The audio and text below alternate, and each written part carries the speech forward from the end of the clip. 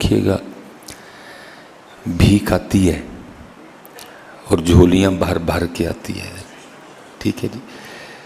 बल्कि उनकी अता के सामने हमारी झोली की औकात ही कोई नहीं है, हमारी झोली की औकात ही कोई नहीं है। सैयदुना अनस रज़ियल्लाहु ताला अन्हु ये नबी अलैहिस्सलाम के खादिम थे।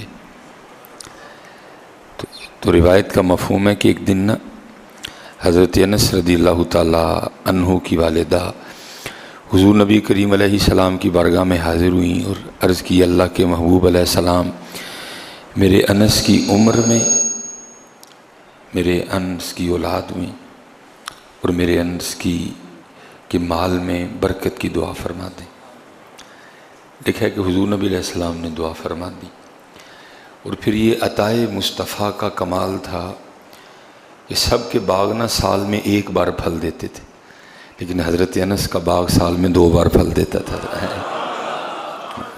आती है को मंगे थे सही, किते सूद है, किते रिश्वत है, किते फ्रॉड है, किते धोखा है। मांगा ही नहीं तूने अल्लाह और अल्लाह के रसूल से, तू किस रास्ते पर निकल पड़ा।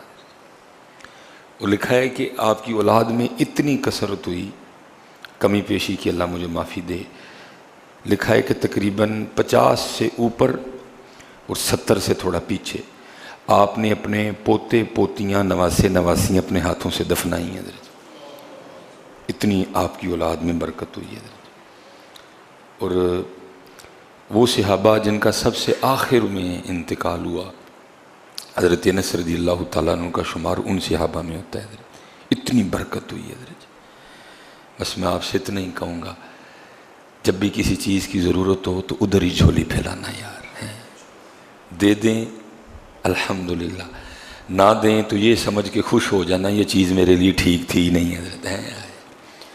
और मैं ये बातें आपको ऐसे नहीं सुना रहा, हम गुज़रे हैं इन मामलात से।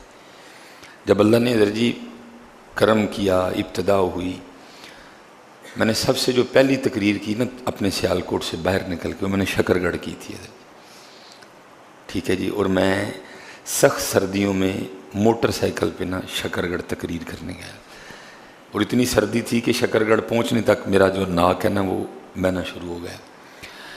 उस वक्त ना मैं ऑनलाइन क्लासें भी पढ़ाता था, कुछ USA वगैरह में, कुछ UK में पढ़ाता था। इसलिए मेरी मजबूरी थी कि मैं रात रुक नहीं सकता था, क्योंकि नेट वगैरह लैपटॉप वगैरह सारे घर में पड़े थे, मैंने यहाँ नहीं आना था।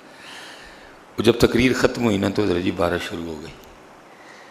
अब वो जिन्होंने बुलाया था वो कहने लगे, दर्जी साहब पहले ही आपका नाक बहर है कि आपको ठंड लग चुकी है, तो अब अगर आप मोटरसाइकिल पे वापस जाएंगे तो तबीयत ज़्यादा बिगड़ेगी। मैंने कहा नहीं, मेरी मजबूरी है कि मैं रह नहीं सकता, मैंने फजर की इमामत भी करवानी है, मैंने कुछ अपनी क्लासें भी पढ़ानी है, इसलिए मुझे जाना पड़ेगा। चलो मेरी तो खैर थी, जो सियालकोट से बंदा गया ना जिसने मुझे उस गांव तक ले के जाना था, जाते हुए तो चुप रहा, अब आते हुए क्योंकि भीगना भी पड़ रहा था, वो बोल पड़ा।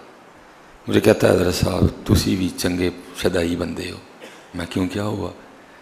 वो भाई जिन्होंने आपको तकरीर के लिए बुलाया, आप इनसे कहते कि गाड़ी का इस्तेमाल करें, जो आपको ले के भी जाती, आपको छोड़ने भी जाती। इतनी ठंड में आप आए हैं, आपको बुखार भी हो रहा है, और अब इतनी सर्दी में फिर मोटरसाइकिल से शकरगढ़ से सियालकोट जाएंगे, ऊपर से बारिश भी हो रही है, तो ये कैसा दीवानापन है, कैसा पागलपन है। तो आपने इनसे क्यों नहीं कहा कि गाड़ी दें?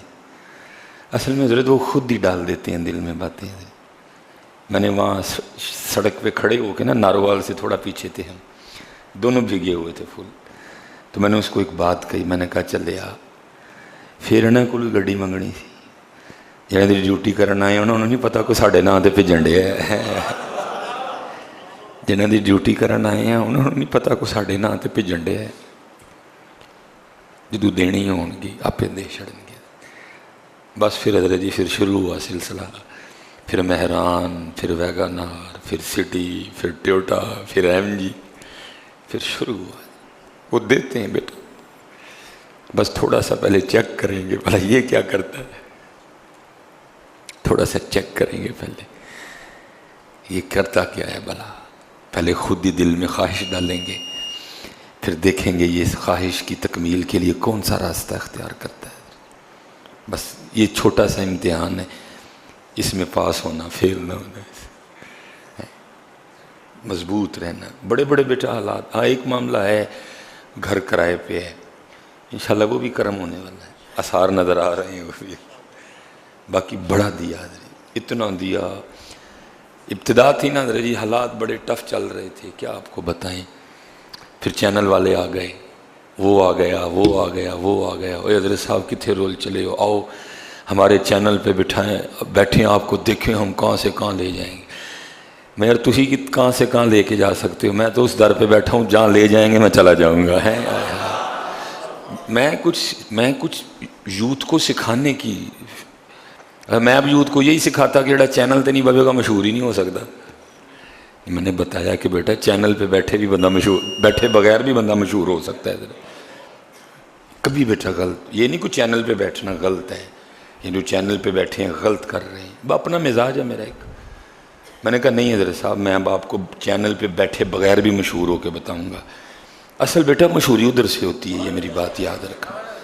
سارا زمانہ آپ کو مشہور کرنے آئے کر نہیں سکیں گے، ہاں جی، اور اگر ادھر سے آپ کے لیے مشہوری لکھ دی گئی ہے، سارا زمانہ آپ کو ذلیل کرنے آ جائے کر نہیں سکے گا۔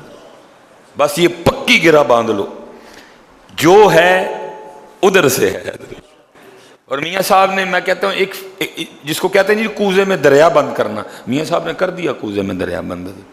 آپ فرماتے ہیں جیو بیلی سب جگ بیلی، کوزے میں، اس کو کہتے ہیں کوزے میں دریا بند کرنا، میاں صاحب نے کیا کوزے میں دریا بند۔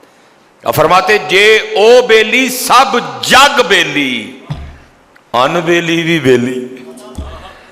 بس اتنی سی بات ہے، مرشد نے یہ سمجھا دی ہے، پیچ کس چھڑے، کٹ کے کسے ہے، سکون ہے حضرت جی، موج ہی موج ہے۔ ہمیشہ ادھر جھولی پھیلانا، دے دیں نہ دیں جویں سائیں راضی، لیکن کوئی غلط راستہ اختیار نہ کرنا کہ کل حضرت جا کے نبی علیہ السلام سے ہم آنکھیں نہ ملا سکیں۔ تھوڑی زندگی ہے، 70 سال میں نے بڑی بڑی باتیں سنی ہیں حضرت جی، میں نے اتنی باتیں سنی ہیں کہ میں آپ کو بتا نہیں سکتا۔ اتنی کوئی کہتا تھا میں نے موٹر مکینک بننا ہے، کوئی مجھے بیٹی دینے کو تیار نہیں تھا۔ میں نے اتنی باتیں سنی ہیں، کبھی کبھی دل کرتا تھا خودکشی کر لوں، ایسا آج دیکھ لو حضرت جی، او بیلی سب جگ بیلی، ان بیلی بھی بیلی۔ اب ادھر سے کرم ہو گئے، کرم ٹھیک ہے۔ اسپیشل جتنے نوجوان بیٹھے ہو، یہ آپ اس کمرہ امتحان میں بیٹھنے والے ہو بڑی جلدی، ادھر حضرت جی ادھر جھولی پھیلانا، ہمیشہ ادھر جھولی پھیلانا۔